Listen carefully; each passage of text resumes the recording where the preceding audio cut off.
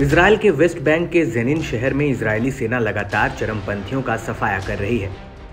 लेकिन बड़ी बात यह है कि बीते कुछ दिनों में जेनिन शहर में लगातार चरमपंथियों की भर्ती भी की जा रही है और उन्हें इजरायलियों और यहूदियों पर अटैक करने के लिए तैयार किया जा रहा है।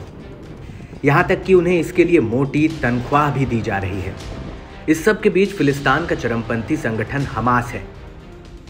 हमास ने जेनिन में इजराइल के खिलाफ आग को भड़काने का काम किया है और हमास के पीछे सीधे सीधे ईरान का हाथ है।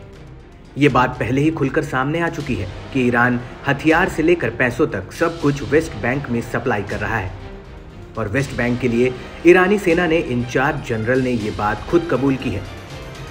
ईरान वेस्ट बैंक में हिंसा और आतंक को और भड़काना चाहता है।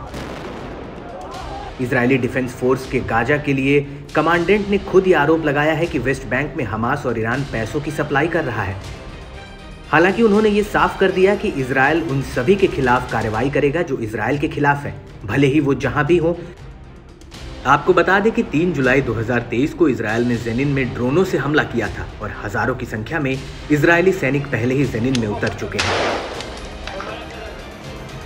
और इससे 2 दिन पहले इस्लामिक जिहाद के सेक्रेटरी जनरल जियाद अल नखाला ने कहा था कि वेस्ट बैंक में इजरायलियों के खिलाफ कार्रवाई ईरान के सुप्रीम नेता के निर्देशों को दर्शाती है। हालांकि जेनिन में कार्रवाई को लेकर इजराइल का कहना है कि जेनिन में फिलिस्तीनी चरमपंथियों ने जमीन के नीचे हथियारों का जखीरा छुपा रखा है। ये चरमपंथियों कार्रवाई से बचने के लिए मस्जिद में छिपे हुए हैं। इजरायली अधिकारियों का कहना है कि ये चरमपंथी या तो भाग निकले हैं या फिर जेनिन के बाहरी इलाकों में शरणार्थी कैंपों के आसपास छिपे हुए हैं। जब तक हम इनका सफाया नहीं कर देते तब तक ऑपरेशन जारी रहेगा।